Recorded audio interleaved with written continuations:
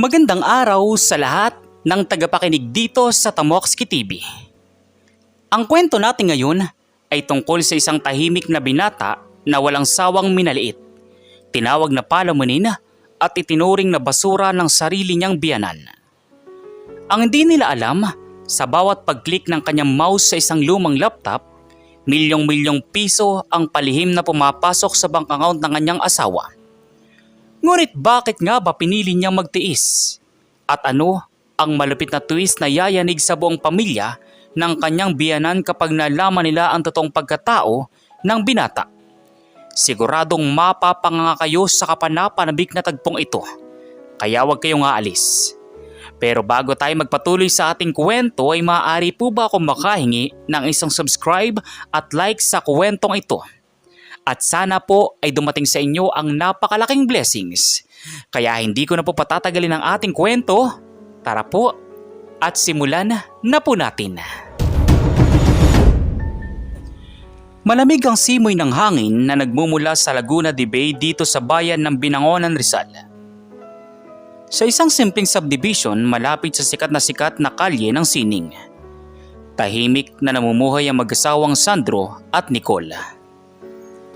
Si Nicole ay isang lisensyadong arkitekto na kasasakay pa lamang sa alon ng tagumpay. Si Sandro naman, sa paningin ng mga kapitbahay at ng pamilya ni Nicole, ay isang ordinaryong lalaki na walang permanenteng trabaho.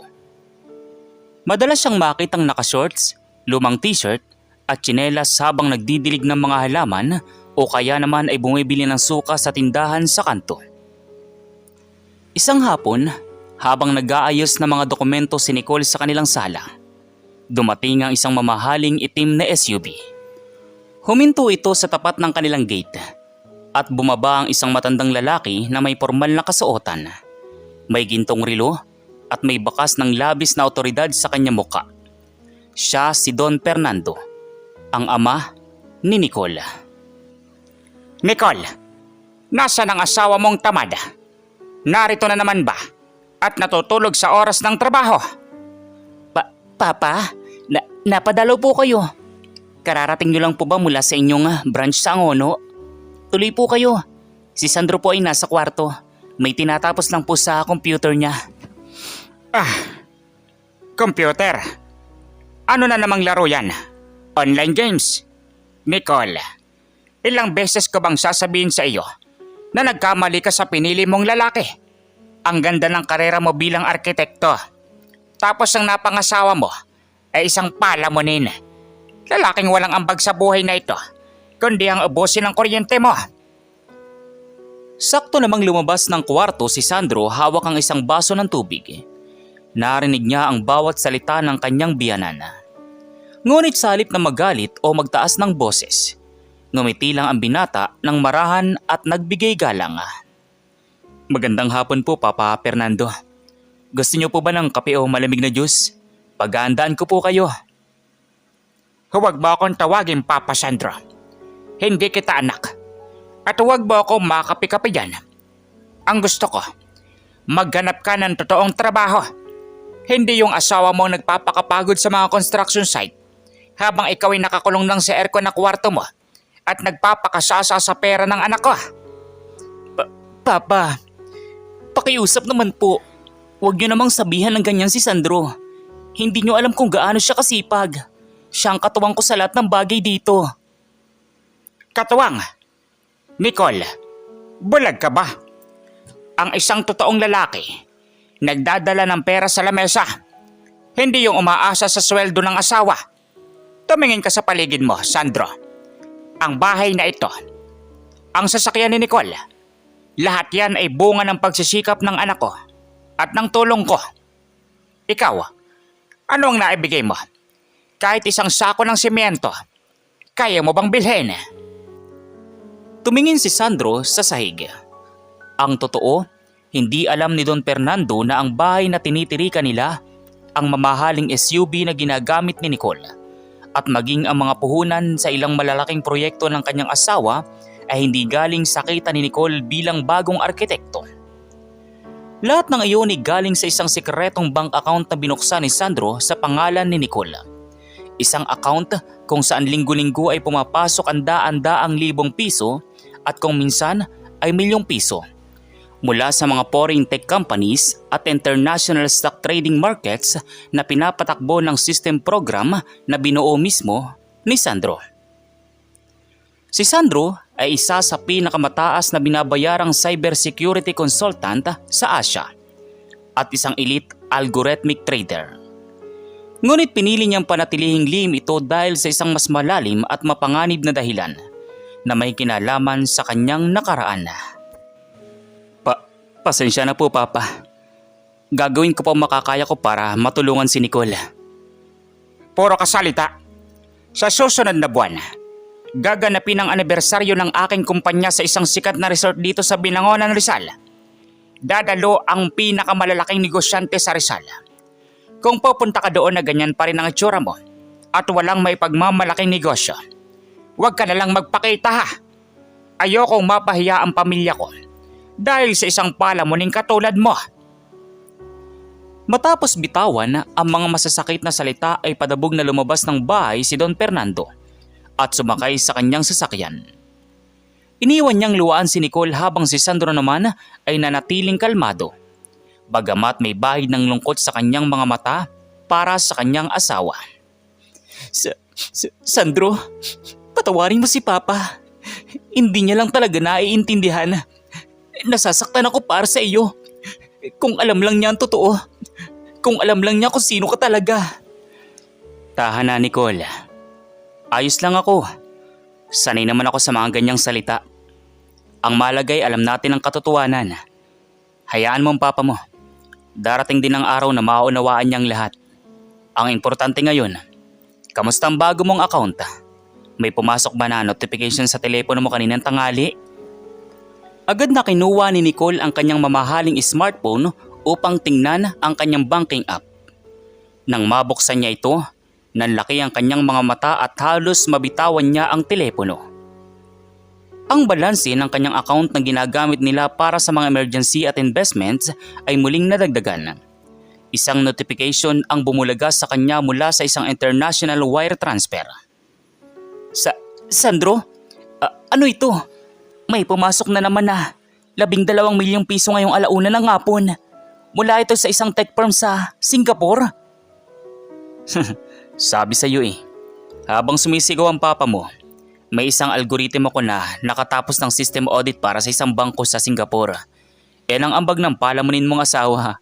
Pero tandaan mo, Nicole, bawal nating ipagsabi kahit kanino lalo na sa pamilya mo. May mga mata pa rin naghahanap sa akin mula sa nakaraan. Ngunit ang hindi alam ni Sandro at Nicole. Habang nag-uusap sila sa loob ng sala, may isang anino sa labas ng bintana ang nakikinig at nakatingin sa screen ng telepono ni Nicole.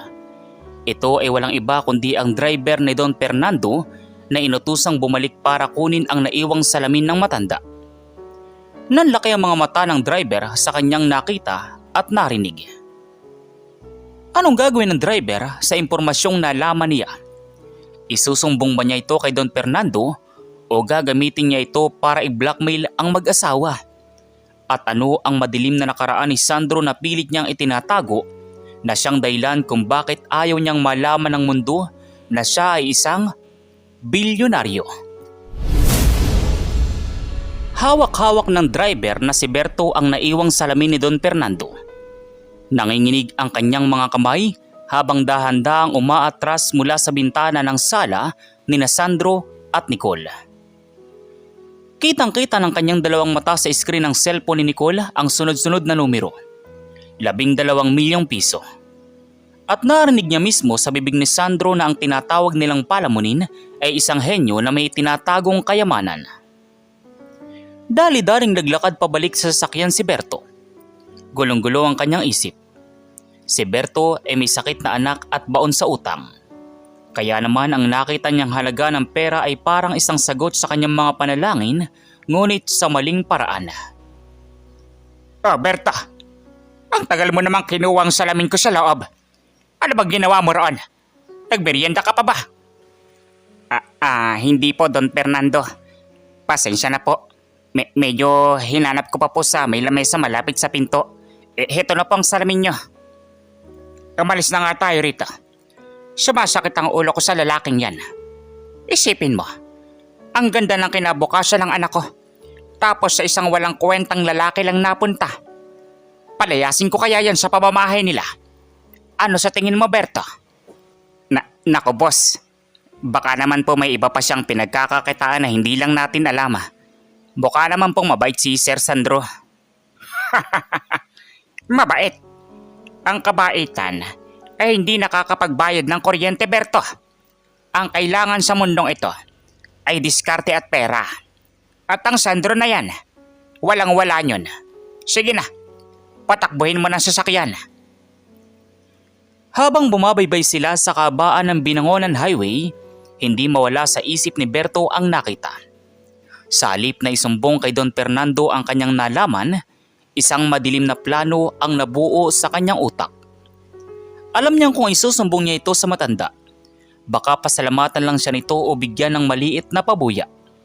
Ngunit kung siya mismo ang kakausap kay Sandro, maaari siyang humingi ng mas malaking halaga kapalit ng kanyang pananahimik. Samantala, sa loob ng bahay ni Sandro, matapos maihatid ang asawang si Nicole sa opisina nito para sa isang emergency meeting, bumalik si Sandro sa kanyang kwarto. Nilak niya ang pinto at binuksan ang kanyang computer na may 3 malalaking monitors. Ang simpleng mukha ni Sandro ay biglang nagbago. Ang kanyang mga mata ay naging seryoso at puno ng talas. Nag-type siya ng ilang mga codes sa isang black screen. Lumabas ang isang pulang logo na may nakasulat na Project Aegis, System Secured. Mukhang natunto na naman ng mga tauhan ni Blackwood ang lumang server ko sa Hong Kong. Kailangan ko nang ilipat ang lahat ng pondo sa account ni Nicole bago pa nila matrace ang IP address ko rito sa Binangonan. Kaunti na lang. Matatapos ko na rin ang pagbili sa mga shares ng kumpanya ni Papa Fernando nang hindi niya nalalaman. Dito lumalabas ang unang bahagi ng malaking twist. Ang kumpanya ng hardware ni Don Fernando ay unti-unti nang nalulugi dahil sa maling pamamahala at sa matinding kompetisyon sa merkado. Upang hindi mapansin ng matanda, palihim na binibili ni Sandro ang mga nagigipit na shares ng kumpanya nito sa pamamagitan ng isang dummy corporation sa Singapore. Upang sa oras na bumagsak ito, ay may sasagip at hindi tuluyang mabaon sa utang ang pamilya ng kanyang asawa. Ginagawa niya ito para kay Nicole at hindi para kay Don Fernando. Kinagabihan, habang papauwi si Sandro galing sa isang mabilis na pagbili ng hapunan sa isang sikat na fast food chain sa bayan, hinarang ang kanyang paglalakad ng isang lalaking nakajacket at may takip ang mukha sa isang madilim na bahagi ng subdivision. Sino ka? Kung kailangan mo ng pera, itong pitaka ko. Kunin mo lahat ng laman. Huwag mo lang ako saktan. Pilit na nagpanggap si Sandro na takot at mahina upang hindi makatawag ng pansin. Ngunit ibinaba ng lalaki ang takip sa kanya mukha. Nanlaki ang mga mata ni Sandro nang makilala kung sino ito. Berto, ang driver ni Papa Fernando. Anong ginagawa mo rito? Sir Sandro, huwag na po tayong magbulahan. Alam ko lang lahat. Narinig ko kayo ni Ma'am Nicole kaninang hapon. Alam kong may 12 milyong piso kayo na pumasok sa bank account ninyo. Alam kong hindi ka palamunin. At ano na ngayon ang balak mo, Berto? Isusumbong mo ba ako sa biyanan ko? Hindi ko isusumbong. Pero kailangan ko ng 5 milyong piso. Ngayong gabi rin. May sakit ang anak ko at kailangan ko ng pampagamot. Kung hindi mo ako bibigyan, hindi lang kay Don Fernando ko ito isusumbong. Ipapakita ko sa internet ang video at picture ng bank account ni Ma'am Nicole na kinunan ko kanina mula sa bintana. Sigurado ako madaming interesadong tao ang maghahanap sa inyo. Tinitigan ni Sandro si Berto ng diretso sa mga mata. Ang driver na akala niya ay simpleng empleyado lang ay naging isang banta sa seguridad ng kanyang asawa. Ngunit sa halip na matakot, may kakaibang ngiti ang sumilay sa mga labi ni Sandro. Isang ngiti na nagpapatunay na kontrolado niya ang sitwasyon. 5 milyon, Berto. Napakaliit na halaga para sa kaligtasan ng sikreto ko. Sige, Ibibigay ko sa iyo. Mag-type ka ngayon sa telepono mo ng bank account number mo. Talaga sir? Sabi ko na nga ba eh. Ito ang account ko sa kooperatiba at sa bangko. Pakitransfer na. Ngayon din. Pinindot ni Sandro ang kanyang sariling cellphone habang nakatitig kay Berto. Ayan, pumasok na. Tingnan mong balanse. Agad na tiningnan ni Berto ang kanyang cellphone at lalong nanlaki ang kanyang mga mata nang makitang hindi lang 5 milyon kundi 7 milyong piso ang pumasok sa kanyang account. Ngunit bago pa man siya makapagsalita ng pasasalamat, isang sunod-sunod na sirena ng sasakyan ng mga otoridad ang biglang narinig mula sa di kalayuan at dire-diretso itong patungo sa kanilang kinaroroonan. Ano ito Sir Sandro? Bakit may mga pulis? Niloko mo ba ako? Hindi kita niloko, Berto. Ipinadala ko ang 7 milyon sa account mo. Ang hindi mo alam, ang perang iyon ay galing sa isang frozen international account na kasalukuyang iminomonitor ng Anti-Money Laundering Council at Cybercrime Division dahil sa iligal na aktibidad ng mga hacker sa ibang bansa. Sa oras na pumasok ang perang iyan sa account mo, automatikong nag-trigger ang system plug na nag-uugnay sa iyo bilang isang international money launderer. At ang kutsilyong hawak mo ngayon, mas lalo niyan silang makukumbinsi na may ginagawa kang masama. Hindi totoo yan. Pakiusap Sir Sandro. Tulungan mo ako. Binigyan kita ng pagkakataon na manahimik, Berto. Ngunit pinili mong maging sakim. Huwag ka mag-alala. Ang anak mo ipapagamot ko pa rin gamit ang sarili kong malinis na pera. Pero ikaw, kailangan mo munang sagutin ang mga tanong ng batas. Sa loob lang ng ilang minuto, napalibutan si Berto ng mga otoridad at dinampot ng walang kalaban-laban. Naiwan si Sandro sa dilim. Tahimik na naglalakad pabalik sa kanyang bahay na tila walang nangyari. Ngunit ang hindi alam ni Sandro, ang pag-aresto kay Berto ay nag-iwan ng isang bakas online na matagal nang inaabangan ng kanyang mga mortal na kaaway sa labas ng bansa. Isang alerto ang nag-flash sa isang abandonadong gusali sa bansang Amerika. Target location identified. Binangonan Rizal, Philippines. Kasabay nito, isang tawag ang natanggap ni Nicole mula sa kanyang umiiyak na ina. Ang kumpanya ng kanyang ama na si Don Fernando ay biglang idineklarang bangkarote ngayong gabi. At may mga armadong lalaki na naghahanap sa kanyang ama dahil sa isang malaking utang na hindi nito mabayaran. Ano ang gagawin ni Sandro ngayon? Hahayaan ba niyang bumagsak si Don Fernando na walang sawang nagmalapit sa kanya? At paano niya poprotektahan si Nicole laban sa mga mapanganib na tao mula sa kanyang nakaraan na ngayon ay papunta na sa binangonan? Gabi na, ngunit walang katahimikan sa loob ng pamamahay ni Sandro at Nicole. Umiiyak at pabalik-balik sa paglalakad si Nicole habang hawak ang kanyang telepono. Kagagaling lang niya sa isang serye ng mga tawag mula sa kanyang ina na si Doña Altea. Sandro, anong gagawin natin? Sabi ni Mama, pinaliligiran daw ng mga security guard at mga abogado ng isang malaking lending firm ang opisina ni Papa sa bayan.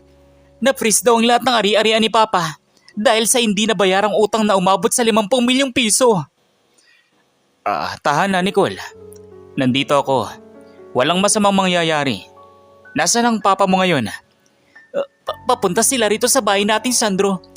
Wala silang mapuntahan dahil baka daw dagsain ng mga galit na supplier ang mansyon nila. Patawarin mo si Papa, Sandro. Alam kong masakit siya magsalita sa iyo. Pero sana tulungan natin siya. Huwag ka mag-alala, Nicole. Sabi ko naman sa iyo, hindi ko hahayaang mapahamak ang pamilya mo. Hayaan natin silang pumunta rito. Pagkaraan ng 20 minuto, isang marahas na katok sa gate ang narinig ng mag-asawa. Nang buksan ito ni Sandro, bumungad ang isang basang-basa sa pawis at maputlang Don Fernando, kasama ang kanyang umiiyak na asawang si Doña Altea. Wala na ang dating tindig ng isang mayabang na negosyante. Ang kanyang gintong rilo ay tila nawalan na ng kislap at ang kanyang mukha ay puno ng matinding takot at kahihiyan. Anak, salamat sa Diyos at ligtas kami. Nawala ng lahat sa amin. Ang mga hardware store natin, ang mansyon, lahat ay kinuha na ng bangko at ng mga pinagkakautangan ng papa mo. Nicole, patawarin mo si Papa. Nagtiwala ako sa maling tao. Akala ko ayos lang ang takbo ng negosyo. Pero niloko ako ng board of directors ko at ng aking pinagkakatiwalaang manager. Ngayon, may perma ko mga dokumento kaya ako mananagot sa 50 milyong piso. Ipakukulong nila ako, anak. Tumingin si Don Fernando kay Sandro na nakatayo lang sa gilid ng kusina. Ang lalaking laging pinagtatawanan at tinatawag niyang walang kwenta ay siya pa ngayon ang nagpapatuloy sa kanila sa oras ng kanilang pinakamadilim na sandali. Sandra, pasensya ka na kung dito kami tumakbo ng binaliwala kong anak ko. Kung gusto mo akong itaboy, maiintindihan ko. Karapat dapat lang ako sa galit mo. Papa Fernando, hindi po ako nagtanim ng galit. Ang galit ay walang puwang sa taong may mas malaking misyon. Alam kong tungkol sa 50 milyong utang ninyo. At alam ko rin kung sino ang tunay na kumuha ng pera ninyo. Ano? Paano mo nalaman? Isang simpleng ibig kong sabihin, paano mo malalaman ang internal audit ng kumpanya ko? Inilabas ni Sandro ang kanyang simpleng laptop at ipinatong sa lamesa. Dahil 3 buwan ko nang binabantayan ang server ng kumpanya ninyo, Papa. Ang totoo niyan, ang nagpabagsak sa inyo ay hindi lang basta maling pamamahala. Ginamit ng manager ninyo ang system network ng hardware nyo upang magpasok ng mga illegal na transaksyon mula sa labas ng bansa. At ang lending firm na nagpapairam sa inyo, pag-aari rin niya ng isang dummy corporation na matagal ko nang hinahanap. Nanlaki ang mga mata ni Don Fernando at Doña Althea. Hindi nila maunawaan ang mga salitang lumalabas sa bibig ng lalaking akala nila ay marunong lang magdilig ng alaman. Sa screen ng laptop ni Sandro, lumabas sa mga detalyadong graphics ng bank transfers, mga mukha ng mga suspect at ang opisyal na dokumento ng pag-aari ng kumpanya ni Don Fernando. Sandro, ano ba talaga ang trabaho mo? Sino ka ba talaga? Ang pangalan ko sa mundo ng teknolohiya ay Aegis. Ako ang cybersecurity consultant na nagsisecure sa mga central bank sa Southeast Asia. At ang bahay na ito, pati ang sasakyan ni Nicole, ay hindi galing sa maliit na sweldo, kundi sa mga pondo na legal kong kinikita mula sa aking mga foreign clients.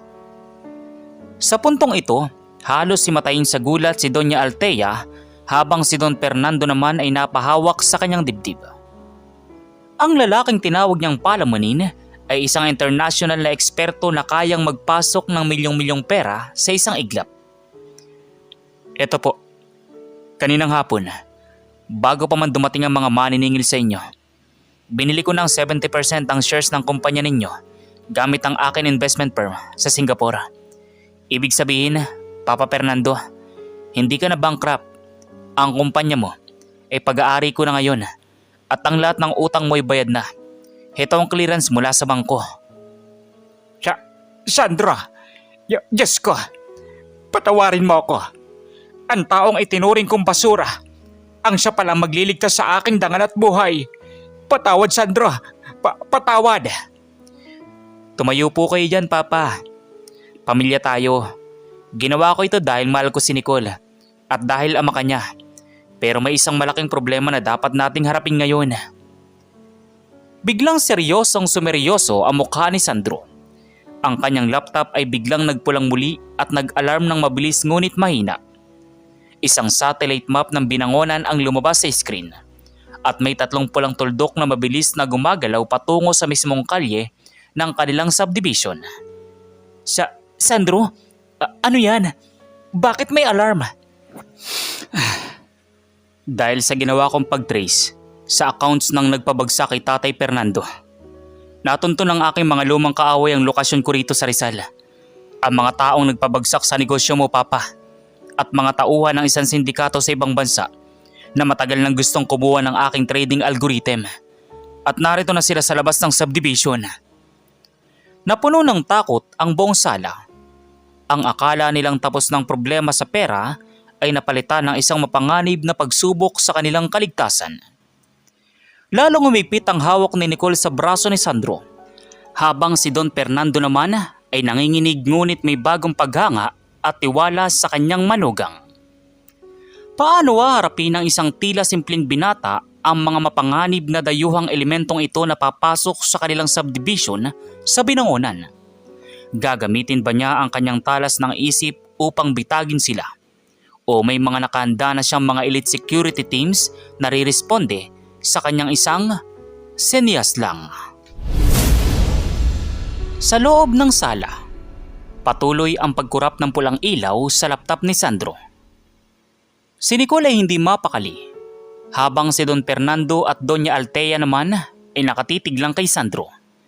Tila naghihintay ng himala mula sa lalaking ngayon lang nila tunay na nakilala. Sandro, ano nang gagawin natin? Tatawag na ba tayo ng mga pulis? Baka kung anong gawin ng mga taong yan sa atin. Huwag kayong magpanik. Kung tatawag kayo ng lokal na kapulisan ngayon, baka madami lang sila. Ang mga taong humahabol sa akin ay gumagamit ng high-tech tracking systems. Ang pakay lang nila ay ako at ang aking hard drive. Papa Fernando, Mama Altea, pumasok po kayo sa secret basement sa ilalim ng kusina. Nicole, sumama ka sa kanila. Ilak niyo ang pinto mula sa loob. Sandra, mag-ingat ka. Patawarin mo ko kung naging pabigat ako sa iyo. Ngayong alam ko na ang totoo. Hindi ko mapapatawad ang sarili ko kung may mangyaring masama sa iyo. Mag-iingat ka. Ligtas kayo rito, Papa. Ako ang bahala sa labas. Ipakikita ko lang sa kanila kung paano maglaro ang isang taga-Binangonan. Matapos maitago ang kanyang pamilya, isinuot ni Sandro ang isang itim na jacket at kinuha ang kanyang smartphone at isang maliit na flash drive. Lumabas siya ng bahay sa pamamagitan ng likurang pinto at mabilis na naglakad patungo sa madilim na bahagi ng kalsada malapit sa dike ng lawa. Samantala, 3 itim na van ang dahan-dahang pumasok sa kalye ni Sandro. Ngunit pagdating nila sa tapat ng bahay, biglang namatay ang lahat ng streetlight sa buong block. Nagkaroon ng artificial blackout na binuo mismo ni Sandro gamit ang isang electromagnetic false exploit sa smart grid ng kumpanya ng kuryente. Bumukas sa mga pinto ng van at bumaba ang ilang lalaking naka-uniforme ng pangsiguridad. Hawak ang mga high-tech na tablet na nagpapakita ng lokasyon ng signal ni Sandro. Napansin nilang ang signal ay mabilis na gumagalaw palayo sa bahay at patungo sa baybayin ng Laguna de Bay. Akala nyo ba, ganoon kadaling pasukin ang teritoryo ko? Pumasok kayo sa bitag ko, sabi ni Sandro sa sarili habang naglalakad sa dilim. Sa dulo ng kalsada, malapit sa isang abandonadong bodega ng mga bangka, huminto si Sandro. Maya-maya pa, napalibutan na siya ng mga dayuhang tauhan ng sindikato ng Blackwood. Isang matangkad na lalaki na may hawak na tablet ang lumapit sa kanya. Sa wakas, Aegis, 10 taon ka naming hinahanap. Akala mo ba ay matatago ka sa maliit na bayang ito sa Pilipinas? Ibigay mo sa amin ang master encryption key ng global financial algorithm kung ayaw mong masaktan ang pamilya ng asawa mo.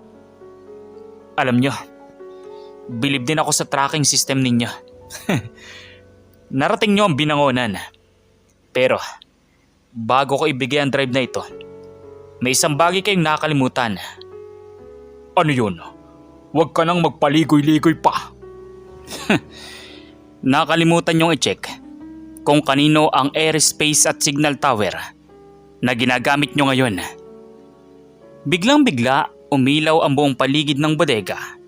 Hindi galing sa mga sasakyan ng sindikato, kundi mula sa naglalakihang searchlight ng 3 coaster at patrol vehicles ng National Cybersecurity and Intelligence Division ng bansa, kasama ang mga tauhan ng barangay sa pamumuno ni Kapitan Jose. Magandang gabi sa inyo. Kayo ay pumasok sa isang restricted security zone nang walang kaukulang permiso mula sa gobyerno ng Pilipinas. Ibaba niyo ang inyong mga gadget at sumuko ng mapayapa. Ang mga dayuhang tauhan ay nagulantang. Ang akala nilang simpleng operasyon ay isa palang malaking counter-ambush. Bago pa man sila makakilos, ang kanilang mga sasakyan ay otomatikong naglaka ang mga pinto. at gumana ang mga bosina ng walang humihinto. Nahack na rin ni Sandro ang internal computer ng kanilang mga van habang naglalakad siya patungo roon. Walang nagawa ang mga tauhan ng sindikato kundi itaas ang kanilang mga kamay at sumuko sa mga otoridad sa ilalim ng pamumuno ni Kapitan Jose, na matagal ng lihim na nakikipagtulungan kay Sandro para protektahan ang cybersecurity ng bansa. Ligtas ang bayan dahil sa iyo, Sir Sandro. Ang mga taong ito ay matagal nang wanted ng Interpol. Salamat sa pag-set up ng digital perimeter na ito dito sa Binangonan, sabi ni Kapitan Jose. Salamat din, Kapitan Jose.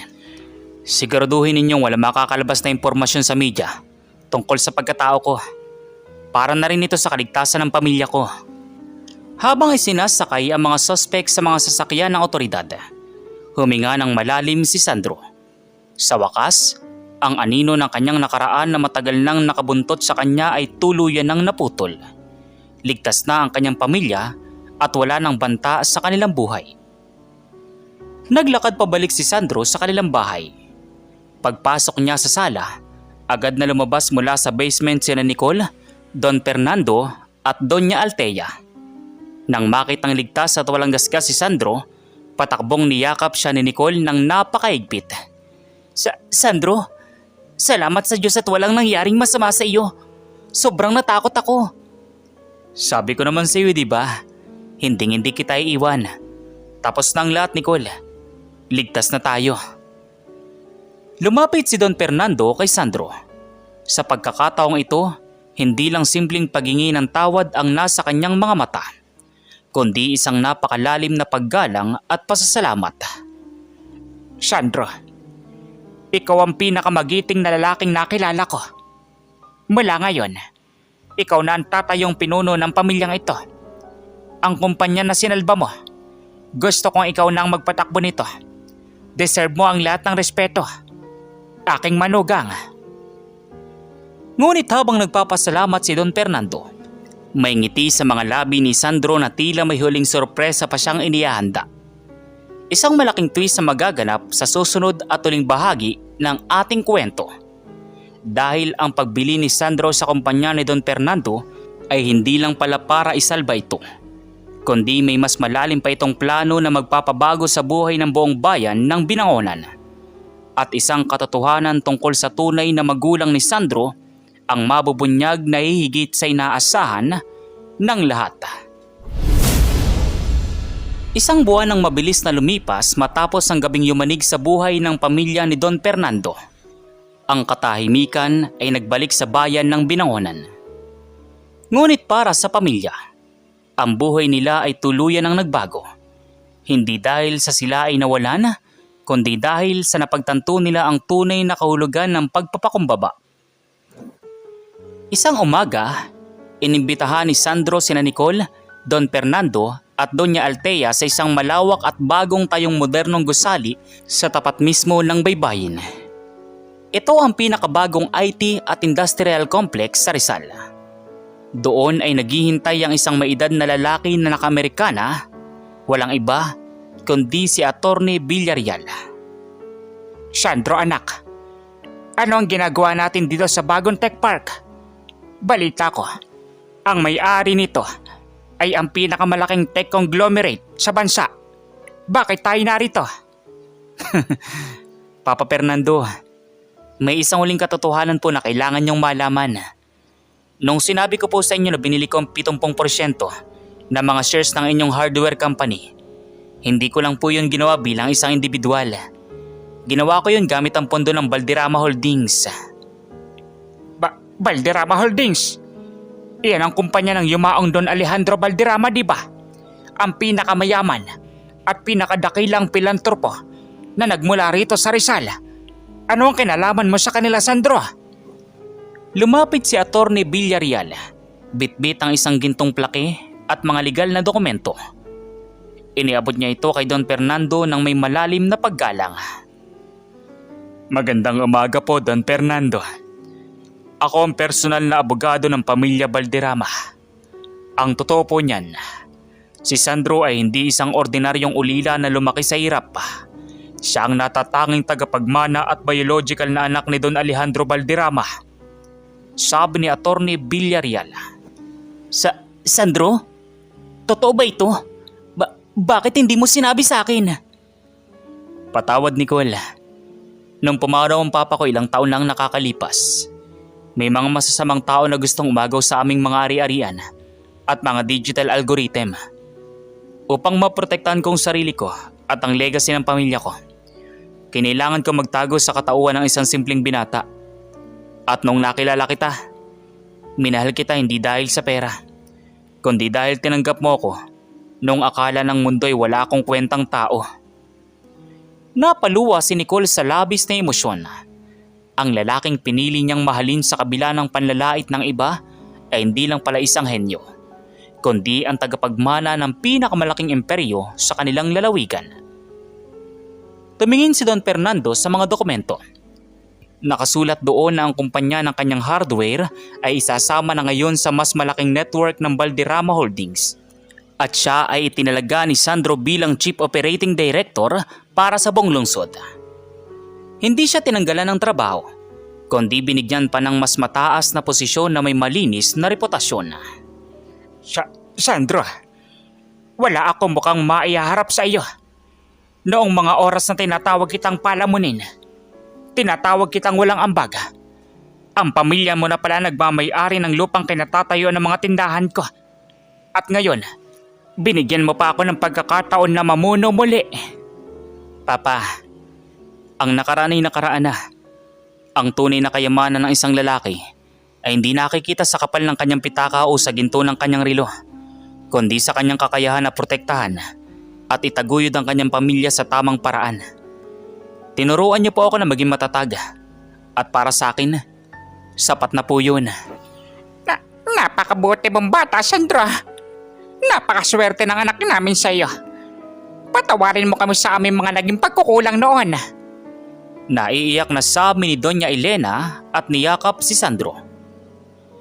Humarap si Sandro sa malaking salamin ng gusali.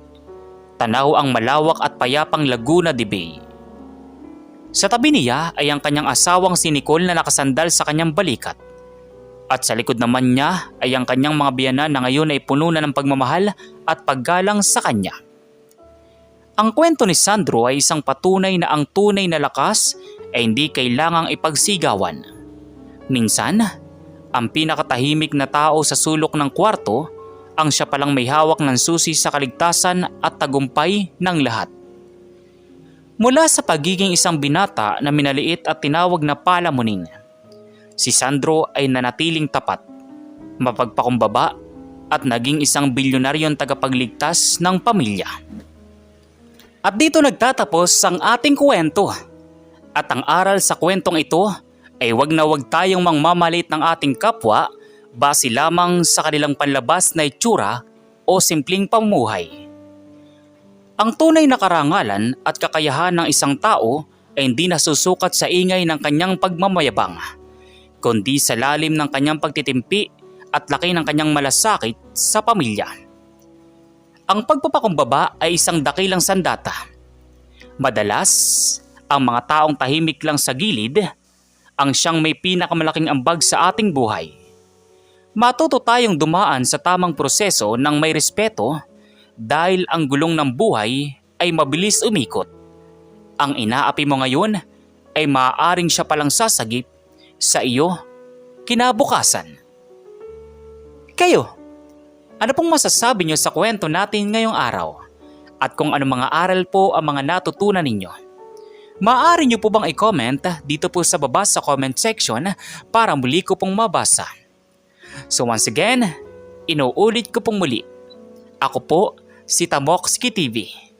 Kita-kita po tayong muli sa mga susunod pa nating maraming mga kwento. Thank you and God bless you all. Peace out.